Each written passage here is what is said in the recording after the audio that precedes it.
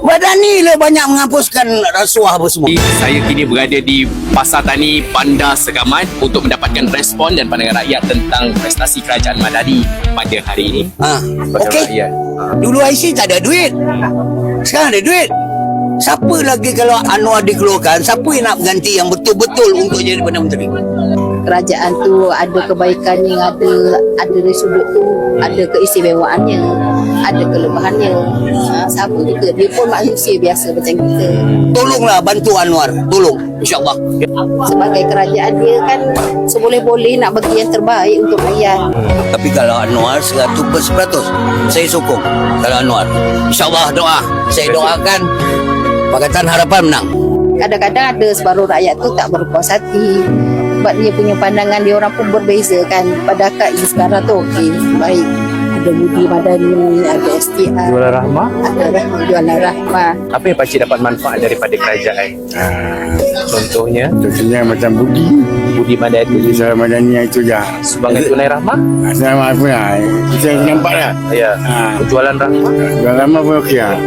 Yang tu memang saya ada dapat lah. Saya sokong lah 100%. Program Asas Ramah Sara untuk rakyat miskin, Jabatan Kebajikan Masyarakat dan STR Sumbangan Tunai Ramah akan mendapat peningkatan terbesar dalam sejarah, 13 bilion ringgit. Ini akan memberi manfaat kepada 9 juta penerima. Sumbangan tunai rahmah STR antara yang paling bermanfaat khususnya buat golongan B40.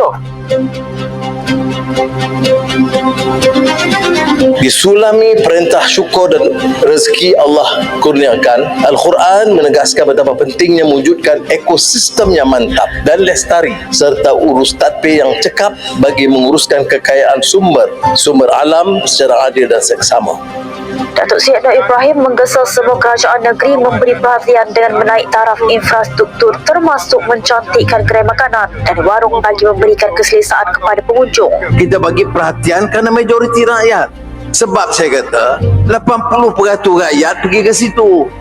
Perdana Menteri Datuk Seri Anwar Ibrahim meluluskan peruntukan tambahan sebanyak 14 juta ringgit bagi projek kompleks imigresen, kastam, kuarantin dan keselamatan ICQS Wang Kelian di Perlis. Bagaimana untuk Sabah?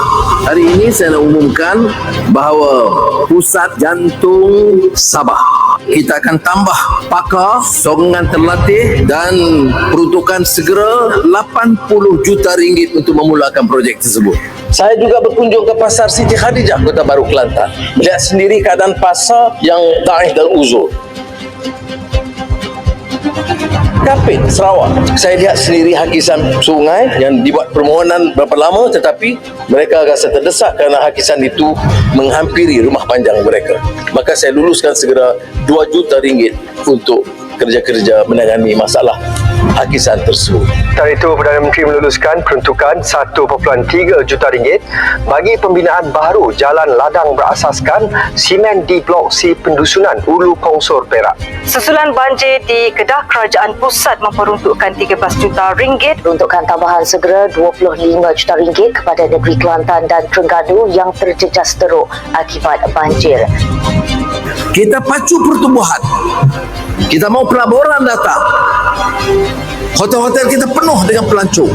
Tetapi kita punya tanggungjawab moral yang besar.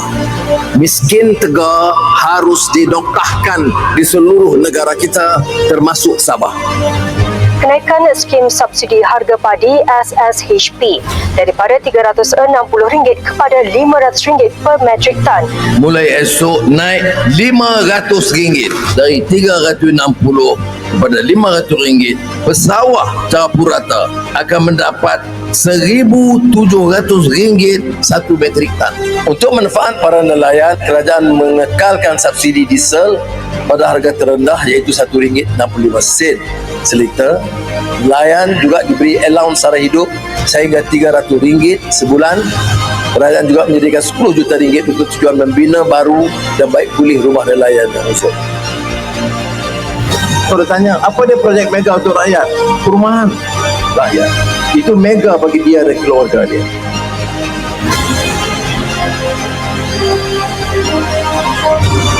Jati Madani bagi mengupayakan komuniti melalui aktiviti peningkatan sosioekonomi akan melibatkan semua kampung di seluruh negara tanpa ada yang terkecuali.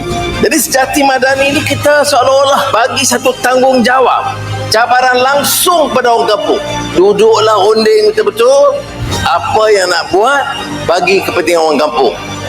Bagi memelihara modal insan, sosial dan kebajikan masyarakat India RM130 juta untuk program tambahan masyarakat India selain penyertaan mereka dalam tekun, amanah ikhtiar dan program-program yang sedia ada.